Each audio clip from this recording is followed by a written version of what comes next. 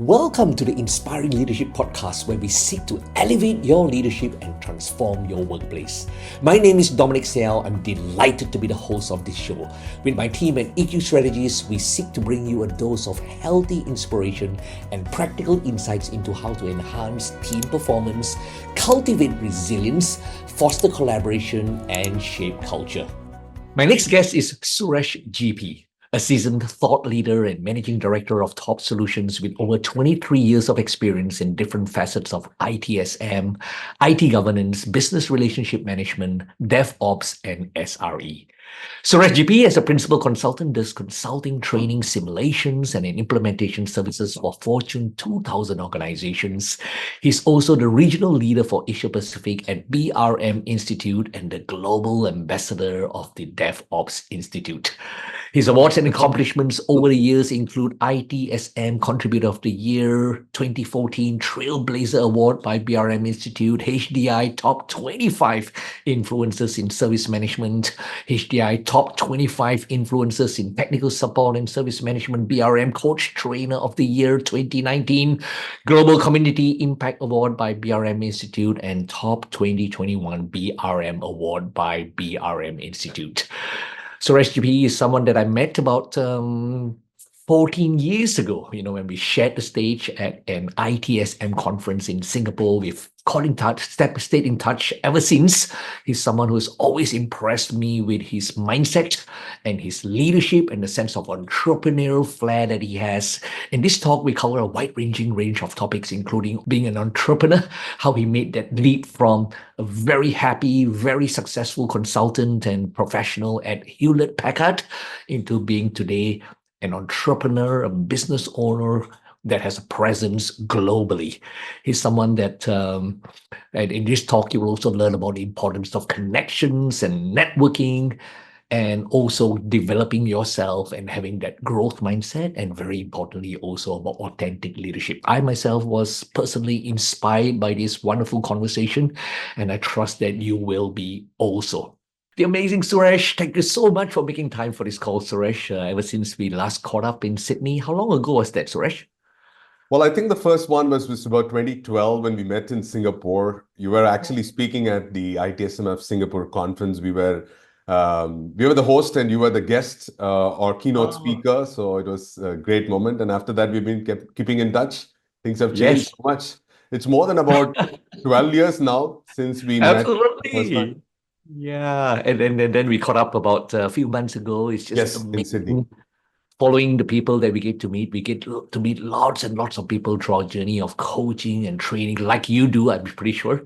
Right. And just seeing you make the leap. I think about 12 years ago when we met in 2012, were you at that time already an entrepreneur, started off Top Solutions? What was your role at that time? I was actually relocated to Singapore. I was working for HP. And I was a consultant doing some work on IT service management. So actually work got me to Singapore. My base location was India at that time. And it's kind of interesting. I just joined ITSMF as a contributor or a volunteer and said, I want to know about what the rest of the people in service management are doing it so that we can get a lot more perspectives beyond that part. And that was a great experience. We had some great fun doing these conferences together, soliciting sponsorship and getting things. It's a kind of an entrepreneurial effort where you have to pull this off because without sponsors, you will not be able to run the show. But how do you sell the value to the sponsors? So all of those stuff really made it one. And we had an excellent president, Rama Prasad Mamidi. He led it from the front and learned a lot from him. And no, at that time, I was just learning, but these helped me later in my part of my life. You're absolutely very humble. I remember you as that wonderful leader on stage and driving stuff. And I always full of admiration for people. I think it's probably my dad was one of the great role models in my life. He was this humble servant leader who was a teacher, diploma holder, and yet all his life I've always known him to be in the JCs, volunteering to be the committee member of badminton, and this humble man traveled to 3 different Olympics. And yet here you are in your very busy schedule, heading up this wonderful conference, volunteering your time, serving, and yet also being a wonderful contributing member with your talent and your competence. And I still remember being greeted greeted with such great warmth and authenticity by you. And in our journey, we remember the people that stand out for their core values. And so following your journey vicariously and then seeing you make the leap into entrepreneurship, I so want to learn from how you made that leap, because as with our Asian heritage, sometimes that's not the easiest to do when you have a great role with a wonderful company like HP, great brand. And just to see you grow in leaps and bounds, and then catching up with you in Sydney recently, and just for a coffee conversation, and yet just during the conversation, the seed of this podcast, you being my podcast guest, emerged. I said, boy, I wish I could have recorded this wonderful conversation with Suresh. It's so inspiring. And I would love for the world to hear his message, and certainly for the people that I get blessed to touch to hear from him. And that's what's brought us here today. Thank you for saying yes to this.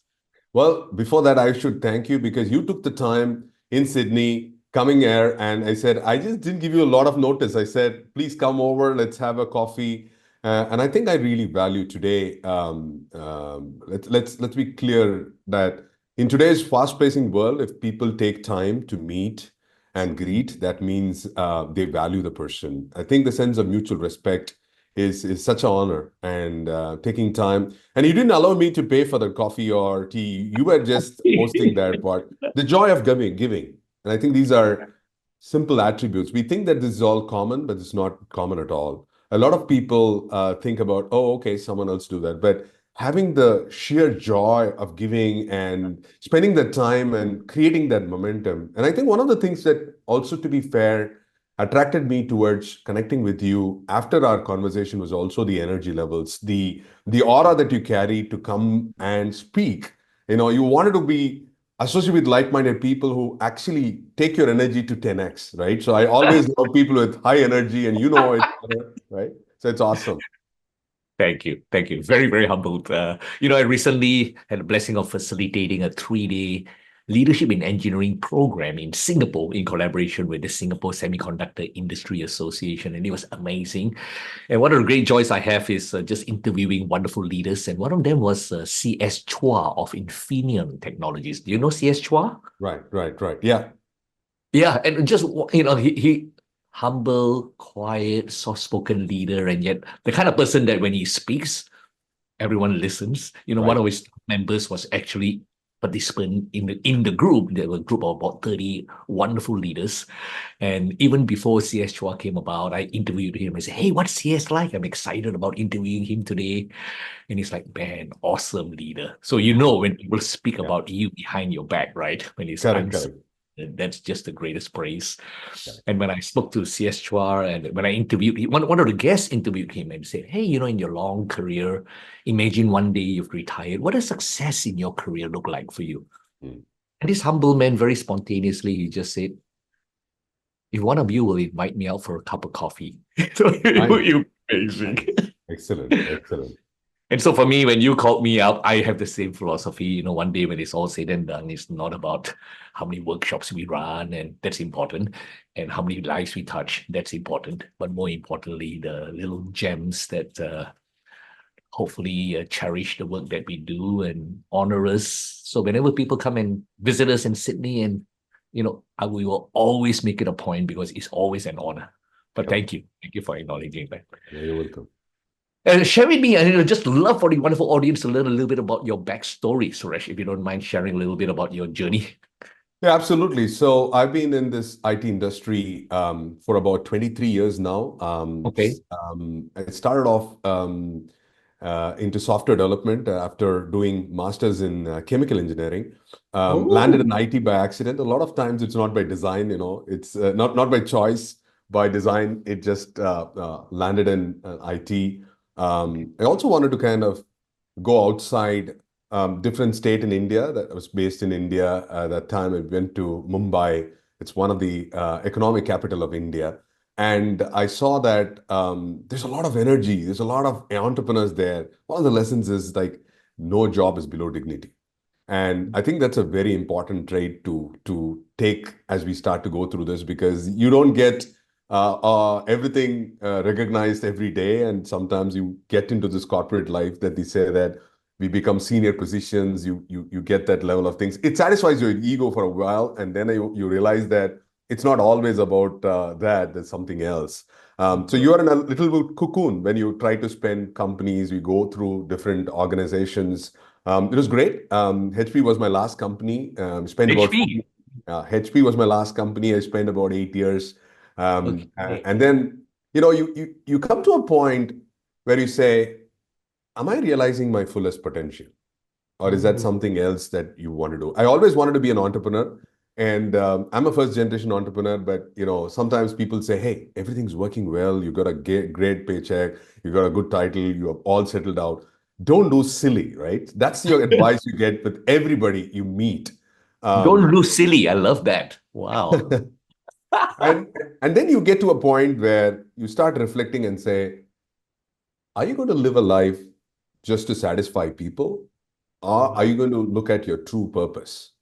And that's a mm, question that you kind of constantly get into this quest of doing, what am I doing that'll give us my fullest satisfaction? And that's the starting point of this whole thing about, okay, it's time now to shift gears and move on. So that's been my journey to just start off in that particular aspect. But I'm grateful, right, for the people who mm. there who gave that part. It's like a sermon. Someone comes, you Okay. give a sermon and then leaves. You don't know what they meant at that time, but you go Right. there retrospectively and says that, oh, that was a message that I had to pick up as I grew, as I went through this path and say, finally, I need to make that decision done. So I'm grateful to all the people who have actually impacted in some form or the other.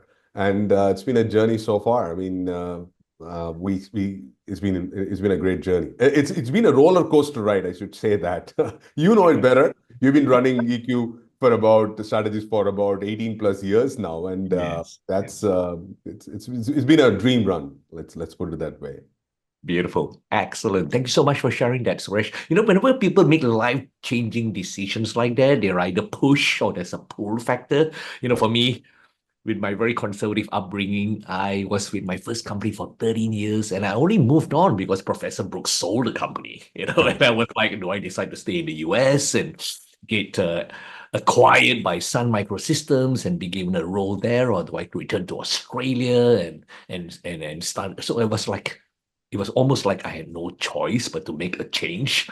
Right. And then suddenly my next change came about from a position of great pain when I went through the two very difficult years at IBM, where I lost 30% of my team to an organizational restructure and happened to bump into a coach who says, many years from now, looking back, what will make you say it's been an extraordinary career? The power of a question to change your life. What was your circumstance that prompted you to say, well, I want to start up TOB. TOB, am I pronouncing it right, by the Correct. way? Correct. TOB. Correct. TOP stands for taking you beyond, and we wanted to give that acronym that would reflect our personas. But to your point, I think there's one moment when you attend a lot of training workshops and you do conduct a lot of training workshops. Sometimes it's just death by PowerPoint. Okay. And you find that someone is just sitting on your workshops and you don't see, I spend my time and effort and money, but you didn't get value, right? It's just because you were not tuned towards what the presenter was telling, or the content was just vague, you couldn't relate. I said, what can I do to create a world-class experience? Because you need Wow. to have a gift of of teaching something that you were so passionate that the other Wow. person will just remember it for your entire life. And that's what's my kind of a thought process that said, I think I can do this better. I mean, you just get an instinct sometimes. You never know whether you can do it or not, but you just get a part.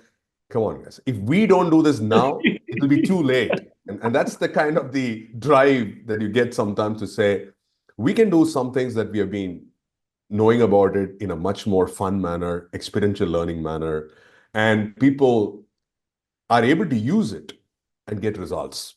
And for me, I Right. think that was the moment where I saw, let's do something, because you are already contemplating of doing something, what to do, where to start with. There's always, so many things looming big, but then you realize Yes. that what's your soul calling, and where do you think you are driving? And again, some level of purpose, right? And purpose to Right. say what should be the part. And that's where the aspect came in and said, is that something that all training companies and organizations are doing, or is there a selective few who do it well? And I said, let's not go there and find out who is doing. Let's do what we can do, right? And sometimes you get in this mode of analysis paralysis to say, I can do that and they can do this, but you have limited time. Let's get Right. into action. And I think you would agree, an entrepreneurship is a person who takes action. One of the key differences between an analyst and an entrepreneur is analyst has got all the information on hand, but Yes. entrepreneur just says, just do it, right? Wow. And Wow. for me, that was the moment I said, we don't know how we're going to figure this out, but let's do it. So for me, I think that was the calling point on saying that there is a purpose that probably we can do much more than what we do in a corporate life. Oh, wonderful. That is exceptional. Exceptional. Thank you so much for sharing that entrepreneurial mindset. As you said, I believe that entrepreneurs create, right? And you see, you have that idea and you bring it to life. And yet, your ability to, I'm pretty sure you felt, it seems like you were quite comfortable in your role at HP when you started to do this. Well, I have There to was no tell push, there that was no push factor. no, but I think there was a couple of things that I did not make a mention earlier is that first of all, HP was a great company, right? I'm talking about erstwhile HP before it got divided and all of those Yes, stuff. The HP way, the culture. If you absolutely. ask my family before I started my company, which word did you use more often? They would say HP, right? And that was the kind of the pride you take in a company which had that level of values that people found themselves belonging to their own company, right? So that was the kind of the part that I just started off with, and then I realized that what is going to be. So I was so comfortable. I was global delivery lead of solution management services. I got to travel a lot for doing consulting workshops and stuff like that. But what is one of the important part was I realized that people know you within HP, but people do not know beyond HP, right? What do you do? And sometimes you wanted to build a brand, right? If you are with a company, Dominic, you will know that people assign you with your titles and designations. You get that level of recognition because you're part of a great organization or you had the title, right? So I was just wondering that what happens if you don't have this brand, no title? Will still people come to you? And I think that was a true asset test to say, are you good enough to stand alone and make that Wow. impact to people? And that will tell you whether you attract your followers, right? Because leaders attract followers. Are you a true leader to drive that from the front? But my team was supportive and other stuff. But what I did was I realized that we should go to conferences and speak. In college days, you had this part of presenting a paper with other colleges or grad schools and said, how did I fare, right? So I wanted to kind of test the market, right? Because when you are in a cocoon, right, you're doing some things for a lot of period of time, you feel that, well, I've done so much, right? So you get to that feeling, I wouldn't say. So I wanted to put myself on an imposter syndrome. I Mm. said, I don't know everything that I'm doing. I claim to be doing something, but there's so much things outside that I don't know it. I want to understand what the rest of the people in service management, because service management was my bread and butter, right? So I spent about 14 years, I mean, at least 10 to 10 years on service management. So it was great, right? So we wanted to kind of look at process consulting, coaching, and stuff like that. And I realized that we should go out and speak in conferences. And that actually changed this whole dimension and accelerated my entrepreneurship. The first time you want to speak, some of these conferences are pretty difficult to get in because the cost that you have to pay, because if you are just a single breadwinner and you need to pay off for that, you just think about, hey, how much is the cost of flight from here to there? You get your visas and stuff. You need to get your holidays in and all this stuff. How are we going to do that? So HP was very flexible. They gave me good amount of holidays, and we never took a leave. We said, well, we'll work on that. At those times, we working from home was just things. Or I had a great manager who used to support me a lot. His name was Mohan Rao, and I'm really grateful for him because he created says that you do what you want to do, right? When you have a manager, I would call him as a leader. When you give them the level of autonomy you want to do, and you are hungry enough to do what can be done further. So I went there and said, let's submit a paper. The first paper I submitted was for ITSM of New Zealand, and going there to New Zealand in about 2013, 14 was what? You probably easily spent about 2,000 Australian dollars or stuff in getting this done. And my wife was telling, you should be crazy. You don't even get a paycheck like that every month. On what basis are you going to spend that money? And I said to her that her name is Satya, and I said, Satya, if we don't go there and present, nobody would know who's Suresh. And I don't know that I'm going to be successful or not, but I have to go there, right? Yeah. So it was Windy Wellington in May 5/7 in 2014. And I was just shivering. I didn't have a place to stay, right? I didn't have money to stay. So I went and stayed with one of my friend's friend. I didn't even know his distant name so that I can just go there, sleep in their house and come back so that I can be done. So it was like from that, we started off to do it. And once you start presenting, you get to that part. And I spoke in 12 international conferences after that. The part was the first 6 conferences was paid by me, right? For all the travel and part of it. And because they saw the value, the energy and stuff, they started paying for all my travel accommodation. And some of the companies did sightseeing as well. So it was a journey. And I'm grateful to all the organizations who thought that I could deliver value. But that came a point where I said, we can do that. And the last final point would be, I was actually in Melbourne speaking at Yes. of Australia conference somewhere around 2014, August. And Yes. one of the leader from a reputed company like Tata Consultancy Services came back and came to me and said, Suresh, would you like to join us? And we'd be happy to host you. I mean, he had heard from my other colleague, James Finister, a good friend, and he said, can you join me on board if you're interested? And I was telling my wife, which a company which doesn't know me wants to hire me. Wow. Can we do this our own? Because we'll probably be better off doing ourselves. And that's how Top was born. We said, okay, it's now time. Let's get into the bandwagon and see how it went. Wow. Thank you so much for sharing that beautiful anecdote. So much inspiration from that, my friend. And, one of the things we always say is the difference between an entrepreneur's mindset and an employee mindset is very often employees like that certainty and that stability, of income, and hopefully it's just growing in a nice straight line over time.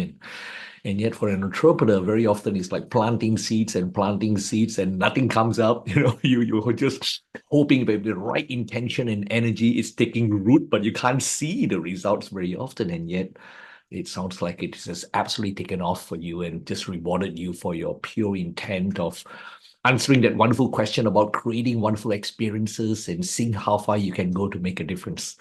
Suresh, I had to learn a lot about these mindsets through training. I never even, to be honest with you, before I started my journey with Tony Robbins, I didn't even know that Right. mindset was a thing.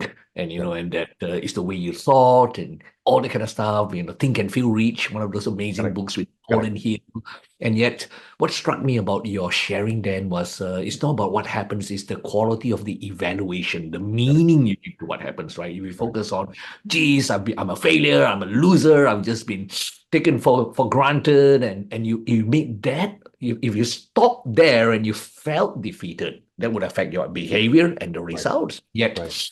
your ability to turn that, right, and really focus on opportunity, making you even more determined and change the questions in your mind and focus and drive forward towards a solution that is so outstanding. Who was influential in developing that mindset that you have? Was it part of your DNA growing up? Dad, mom? Was it training? Was it a mentor? Who do you attribute? Maybe I'm sure there's lots of Well, people.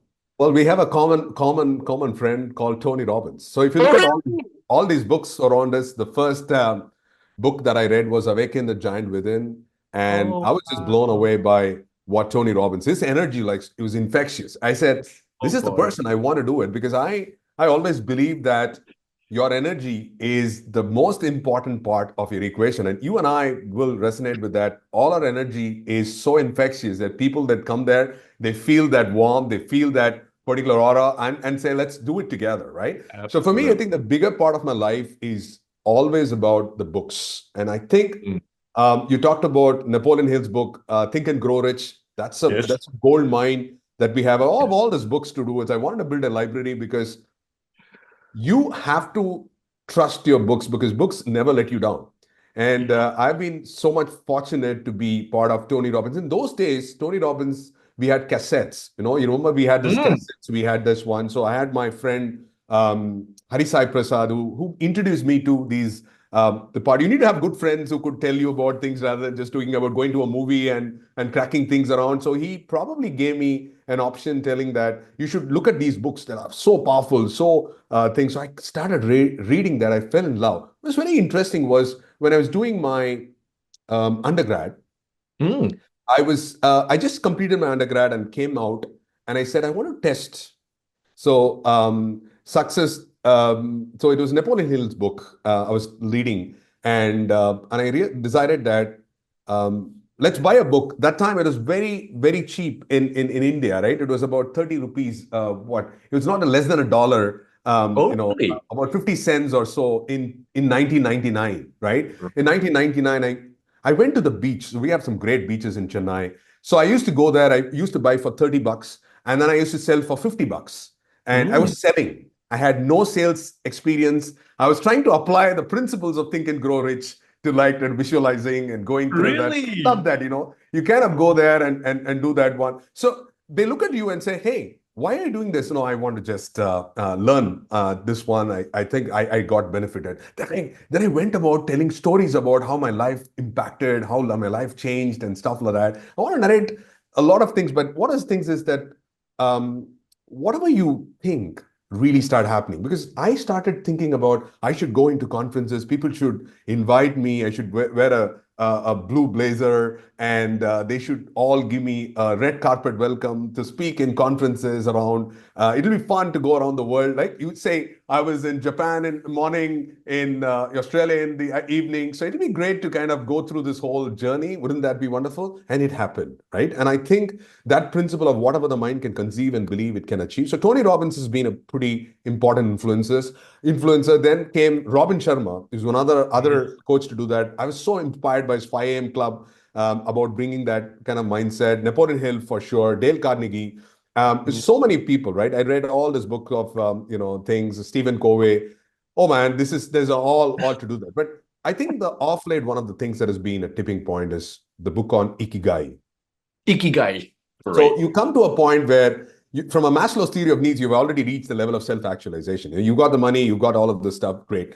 But what next, right? And that drives the whole purpose element. And it comes back to you saying that, what's my purpose? So I was thinking Mm. about it. Your purpose also changes over a period of time because of things Yeah. to do that. And I realized that now I need to define my purpose, right?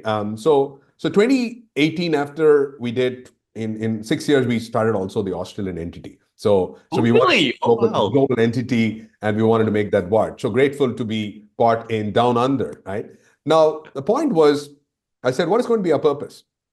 Is it going to be complete 10 years? How do we pivot? So that the point was, we need to focus on what we call as impacting 100,000 people. So over the last 10 years, we have done about 10,000 people, like global Mm. level, 12,000, something like that.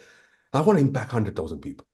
Now, Wow. if I need to impact 100,000 people before I say I'm done, requires you not to do it by your own. Because initially I thought I have to do it by myself. But then Mm. now I realize that I have to do it through my pool of consultants, trainers, coaches, mentors. And that's now changed my perspective. So I need to grow and lift my people. Only then Wow. you're going to reach that 100,000. So that's the pivot has changed in the things, and that's what I'm looking forward. Oh, that is so amazing. Thank you so much for sharing. Certainly a very inspiring journey. So now already, within 12 years, your top is started in India and then Singapore and then US and Australia. And And we have also done that. We've also done it in about 15 countries now. We work wow. in about 15 countries going around doing impact. We're down in Saudi, we've done it in Africa. The one continent we have not touched yet is South America. Rest of the things we have done a little bit of work, and thanks and grateful to all the people who did that. But also I should attribute to the coaches and Mm. mentors who had helped us in the journey, right? Mm. HP was a great company. We had a lot of mentors. who kind of guided you to do that. So I was like the rookie, the young kid on the block, just going there and say, I want to do this, I want to do this. So everybody supported me. I had Joshua Bruce, who was a mentor for me, who did a lot more hand-holding me for coaching and consulting. He's based in Malaysia now. I'm very grateful for him. A lot of those coaches came in and helped me there. And it was a delight to see that. So I'm very grateful to the coaches and coaches like you to draw inspiration of how you can bring in that emotional quotient, the emotional part of it. And people who you interact on a regular basis have got a profound way how things have worked. So I'm grateful for the people I've met around the world so far. I've done about, recently about 30 countries, which is great to understand how blessed you are. And a sense of gratitude helps you to change gears. So I'm so grateful for what life has given me so far. Thank you. So inspired me. As they always say, I think what it was Edison, I think, who said that success is 1% inspiration, 99% perspiration. And you and I know the 99 perspiration is definitely a must, the work ethic.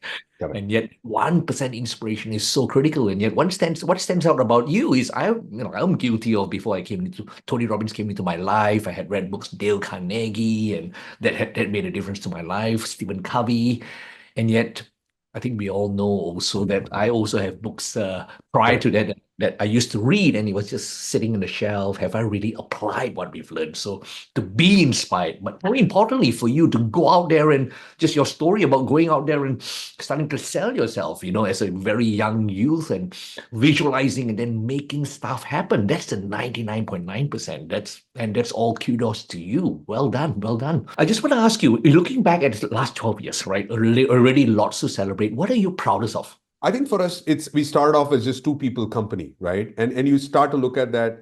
My wife Satya said, we need to grow like Google, right? And everybody should love to work with us. So we have about 12 consultants who work with us, and we've grown. Wow. We have a short, small, cozy thing, and I think for us that's the proud moment. We are able to create value for the organization, for the people at large, through the work that this team does. So I'm very passionate and proud about the team that we have built, our consultants, coaches, our people who have inspired to make that happen. And we cannot do this without their help. So my greatest proud factor beyond all the awards and accomplishments is I have a team that they can do it, and I don't need to worry too much about whether something has to be done. They take of everything. So I always believe, Dominic, that build your people and people build your businesses.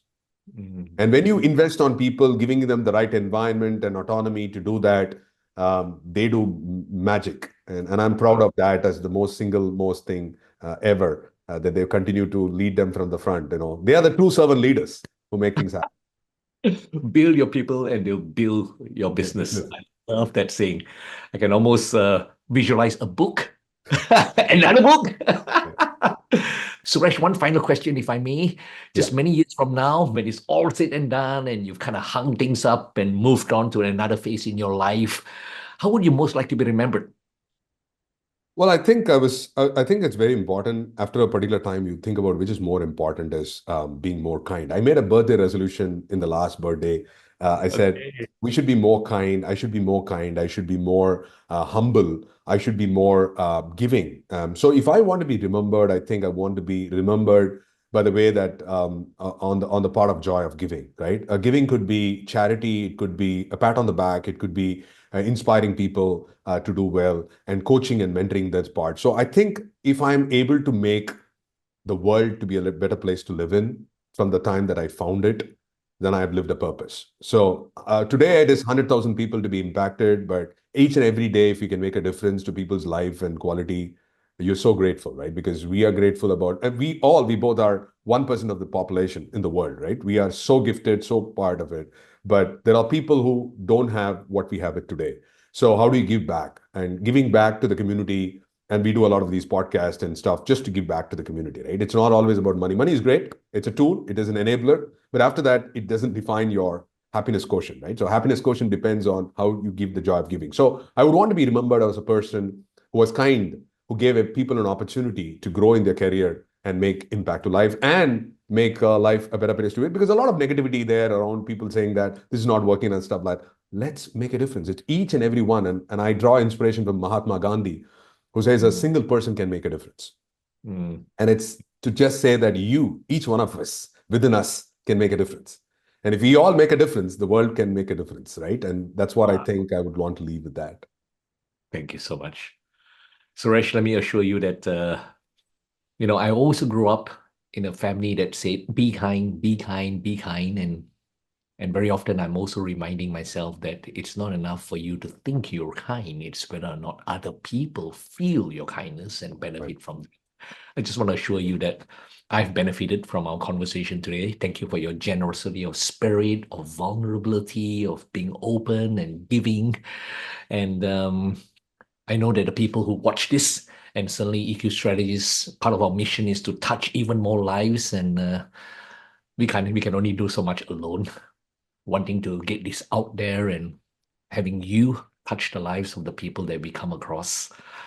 Well, I'm honored. And it comes to a point where 10 years is done and we wanted to kind of move into the next phase. And we hope that we can, through this show and through this podcast, we can get more people to, drive inspiration, build more entrepreneurs, because I think we need to become job givers rather than job seekers, because you can only have definitive jobs that you can get. So I think I want to infuse, if there's one thing I want to tell people, that we need to create an environment where we get more entrepreneurs, more creators who could make a difference, right? Because let's not go into the stereotype of way of doing it. It's great, you get things to do that, you do it, but you have immense potential. Each one of you have immense potential to make a difference. So let's create more entrepreneurs and grow this whole thing. And we hope that we all can join hands to make a world a better place to live in. Will do. Absolutely. Thank you, Suresh. Suresh, one last note for the wonderful people who want to reach out to you, whether they're entrepreneurs, wanted to tap into your wisdom, or whether it's clients who are seeking that passion, that extraordinary experiences through your training and consulting, or whether it's just people that are just drawn by the extraordinary mindset that you have and want to stay in touch with you. How should they best reach you? I know that in our show notes, we'll have your links and all that sort of stuff. Any particular preference on how they reach out to you? I think the best part is on LinkedIn, because I'm so connected on LinkedIn. So there's always a lot of conversations going on LinkedIn. So you can find me on LinkedIn as Suresh GP. But also you can reach at Top Solutions. If you go to topsolutions.com, that's TAUBSOLUTIONS.com. That's a part that you can reach out to it anytime. And I hope that you just have for a coffee or just a conversation. If you want to kind of do that, come back, because you never know how much things can change. There's a saying there that says that anything can happen over a coffee.